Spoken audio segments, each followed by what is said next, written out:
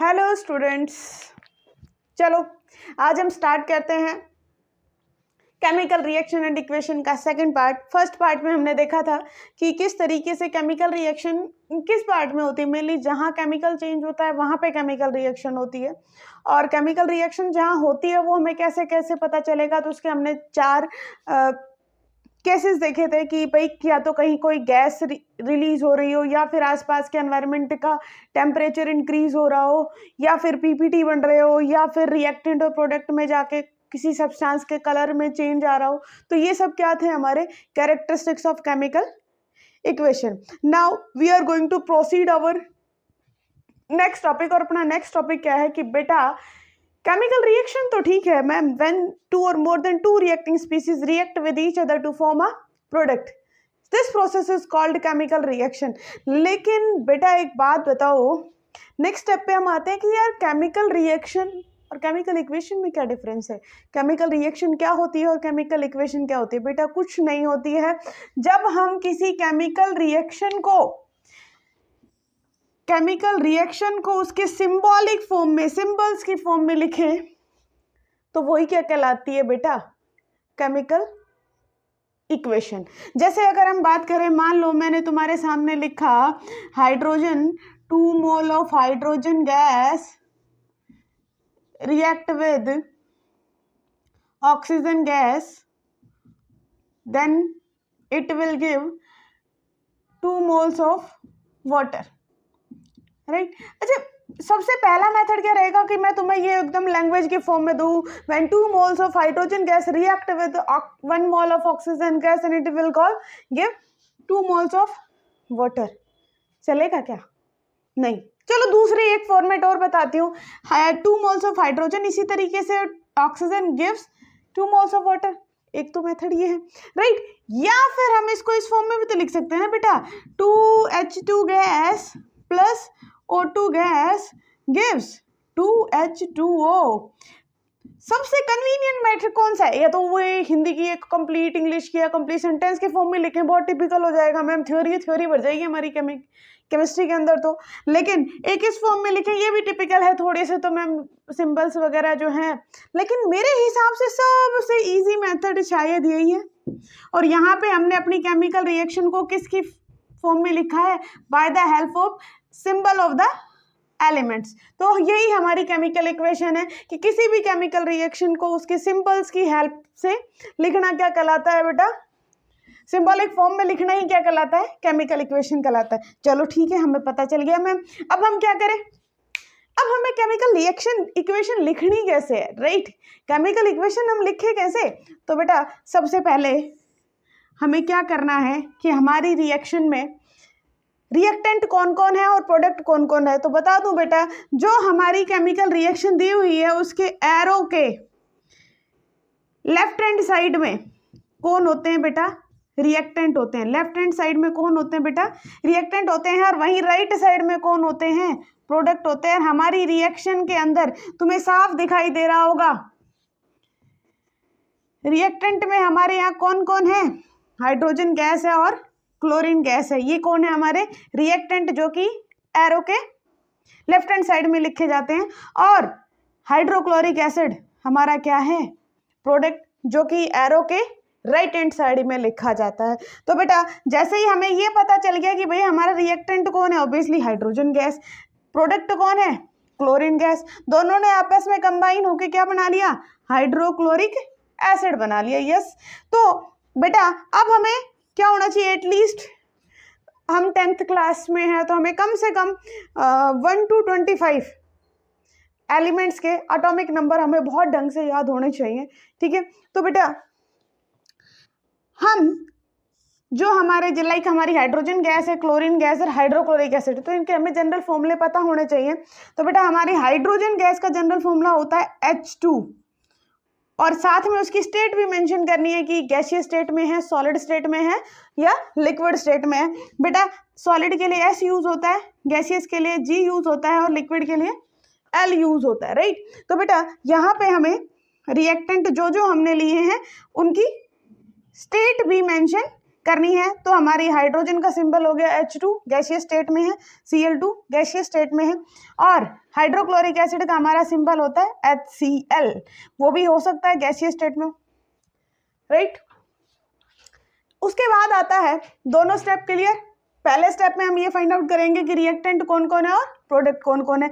दूसरे स्टेप के अंदर हम ये फाइंड आउट करेंगे कि उनके सिंबल्स क्या क्या है, रिएक्टेंट के सिंबल क्या है और प्रोडक्ट के सिंबल क्या है। तो बेटा हमारे रिएक्टेंट के सिंबल हमारे सामने आ चुके हैं, प्रोडक्ट के सिंबल हमारे सामने आ चुके हैं, और उसके बाद हमें नेक्स्ट स्टेप पे पहुंचना है जो एक बहुत इंपॉर्टेंट स्टेप है, जिसको हम बोलते हैं, हमारी कोई भी रिएक्शन हो उसमें law of conservation of mass follow होना चाहिए।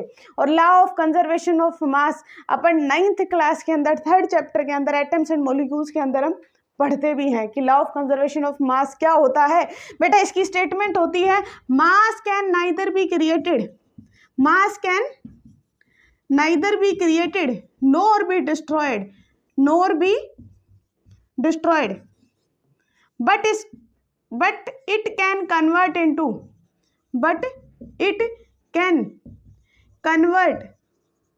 into one form to another, one form to another form।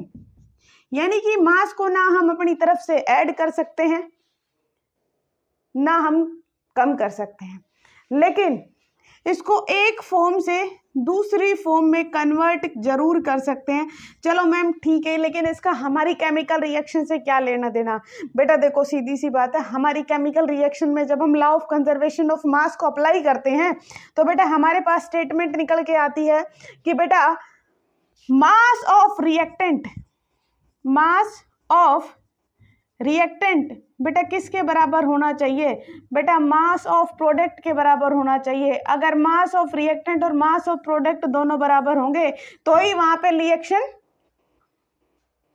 Law of conservation of मास को फॉलो कर रही होगी, अदरवाइज वो reaction law of conservation of मास को फॉलो नहीं कर रही होगी। तो बेटा हम दो तरह की रिएक्शंस देखते हैं हमारे सामने, एक होती है बैलेंस्ड केमिकल इक्वेशन, एक होती है बेटा अनबैलेंस्ड इक्वेशन। पहले एक बार इसका स्क्रीनशॉट ले लो कंप्लीट, फिर आगे बढ़ते हैं।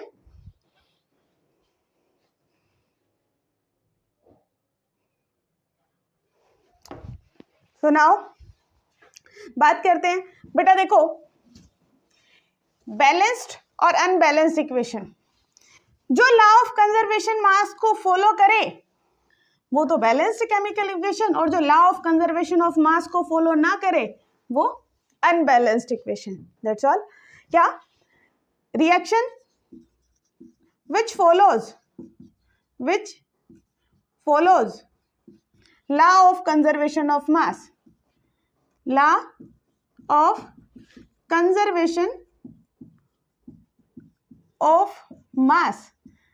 तो ऐसी रिएक्शन को हम क्या बोलते हैं, बैलेंस्ड केमिकल इक्वेशन। क्या बोलते हैं बेटा, balanced chemical equation,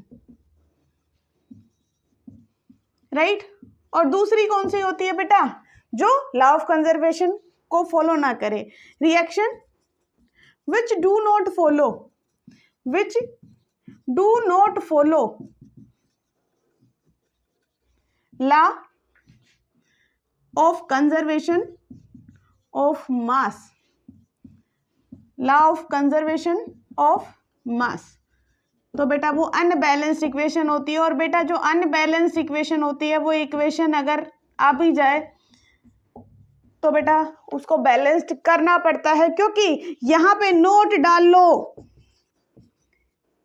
chemical reaction जब कोई लिखी जाती है तो chemical equation should followed law of conservation of mass, chemical equation should followed law of conservation of mass, law of conservation of मास। अगर हम ये चाहते हैं कि हमारी केमिकल रिएक्शन जो हम लिखने जा रहे हैं वहाँ कुछ रूल एंड रेगुलेशन फॉलो होते हैं, जैसे इस धरती पे किसी भी इंसान ने जन्म लिया है तो वो एक दिन मरेगा ज़रूर, राइट। तो इसी तरीके से ये लॉज इसी ऐसी स्टेटमेंट को देखते हुए बनाया गया है। तो हमारी जो केमिकल इक्वेशन होती है उसमें ये बहुत ज़रूरी होता है, केमिकल रिएक्शन तभी कंप्लीट मानी जाती है जहाँ law of conservation of mass follow हो, और उसके लिए हमारी रिएक्शन क्या होनी चाहिए, बैलेंस्ड होनी चाहिए। और बेटा लास्ट स्टेप आता है हमारा स्टेप 4। स्टेप 4 में हम क्या करते हैं बेटा, स्टेप 4 में हम catalyst and temperature should mention on the arrow. मान लो कुछ रिएक्शंस ऐसी होती हैं जिनकी एक पर्टिकुलर कंडीशन होती है कि भाई ये इसी पर्टिकुलर टेम्परेचर पे होगी, या इस रिएक्शन को करने के लिए हमें ओब्वियसली किसी कैटालिस्ट की रिक्वायरमेंट होगी। तो उन सबको हम किस में मेजर कर लिखते हैं, कहाँ पे लिखते हैं हम उनको, एरो पे लिखते हैं। तो बेटा कुल मिला के हमारे 4 स्टेप थे। पहले रिएक्टेंट एंड प्रोडक्ट को हम फाइंड आउट करेंगे कौन कौन है, फिर उनके सिंबल्स को लिखेंगे। सिंबल्स को लिखने के बाद हम ये देखेंगे हमारी रिएक्शन बैलेंस्ड है या अनबैलेंस्ड है। और अगर हमारी रिएक्शन अनबैलेंस्ड है तो बेटा उसे हमें क्या करना पड़ेगा, बैलेंस करना पड़ेगा। और लास्ट स्टेप, अगर हमारी रिएक्शन किसी पर्टिकुलर टेम्परेचर या किसी पर्टिकुलर कैटालिस्ट की प्रेजेंस में हो रही है तो उन कैटालिस्ट को और टेम्परेचर को हम कहाँ पे मेंशन करेंगे बेटा, एरो के ऊपर मेंशन करेंगे। किस पे मेंशन करेंगे, एरो पे मेंशन करेंगे। तो मैम इसका जो स्टेप 3 है वो काफ़ी इंपॉर्टेंट है। मैम हमारे सामने मान लो कोई अनबैलेंस्ड इक्वेशन आ जाती है, और बेटा एक क्वेश्चन आता ही आता है हर साल, तो यहाँ से तो एक रिएक्शन बैलेंसिंग के लिए आएगी ही आएगी। तो बेटा अगर मान लो तुम्हारे सामने कोई अनबैलेंस्ड इक्वेशन आती है तो हम उसको कैसे बहुत इजीली और बहुत फास्ट वे में बैलेंस करेंगे, वही हम नेक्स्ट स्टेप में सीखने वाले हैं। पहले अभी इसका स्क्रीनशॉट ले लो। वैसे नोट्स तुम मेरे टेलीग्राम चैनल से डाउनलोड भी कर सकते हो, और टेलीग्राम चैनल भी मेरा सेम इसी नाम से सर्च करना है, mystery behind chemistry.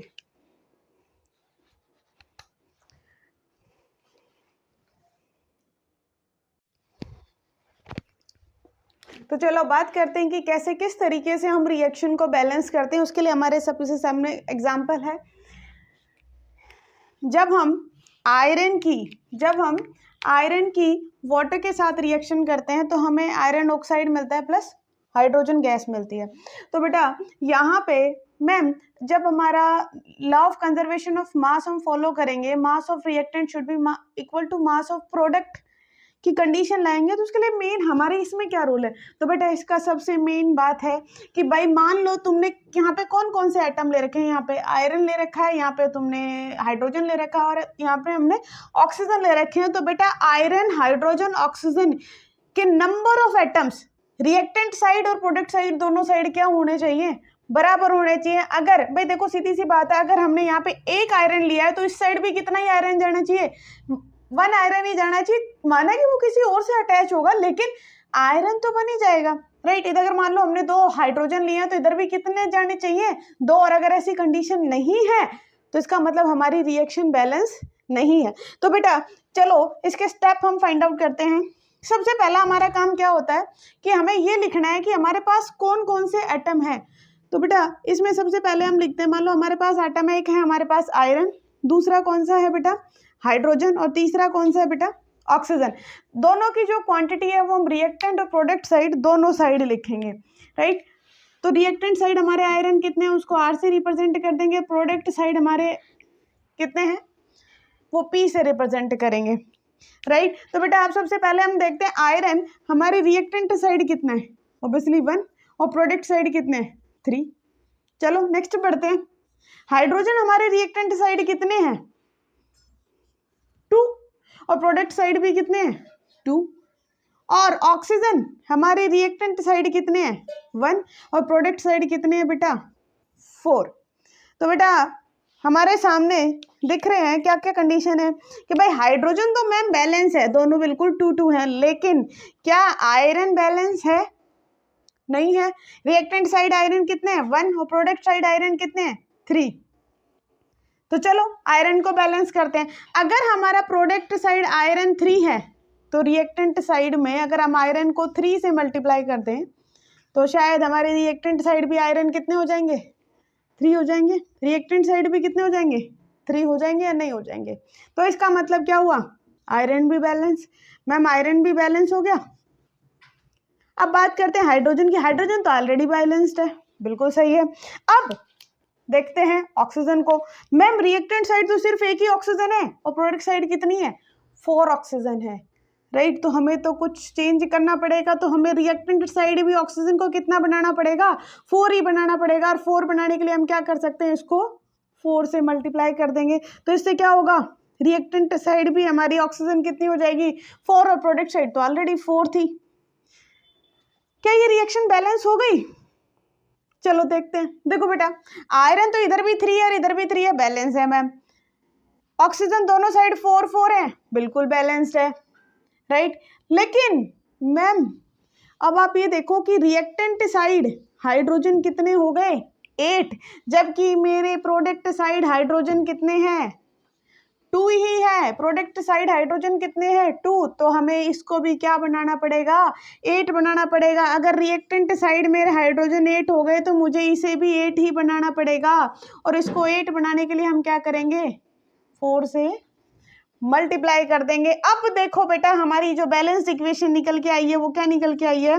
3Fe solid plus 2H2O liquid state में, right, gives Fe3O4 solid plus 4H2 gaseous state में। देखो बेटा, क्या यहाँ पे आयरन दोनों साइड 3 है? आयरन देखें रिएक्टेंट साइड और बेटा प्रोडक्ट साइड, तो दोनों मेरे हिसाब से 3 हैं। ऑक्सीजन देखें तो दोनों क्या हैं? 4 हैं, राइट। 4 हैं। और हाइड्रोजन देखें तो बेटा दोनों साइड क्या है? 8 है। और ये हमारी रिएक्शन क्या है? बैलेंस्ड इक्वेशन है। ये हमारी क्या है? बैलेंस्ड इक्वेशन है। मैम हमें ये कैसे पता चलेगा किससे मल्टीप्लाई करना है, किससे डिवाइड करना है? तो बेटा प्रैक्टिस मेक मैन परफेक्ट। तो हम जितनी ज़्यादा इसकी प्रैक्टिस करेंगे उतने ही ज़्यादा हमारे दिमाग में ट्रिक्स आ जाएंगी कि किसको किससे मल्टीप्लाई करें कि क्या आए, राइट। तो उसके लिए जितने नंबर ऑफ क्वेश्चंस हम सोल्व करेंगे उतना हमारे लिए अच्छा है। चलो अगले क्वेश्चन, 4-5 क्वेश्चन तो हम ही कर लेंगे और फिर तुम कर लेना, राइट। तो बेटा नेक्स्ट क्वेश्चन देखते हैं हमारा क्या है।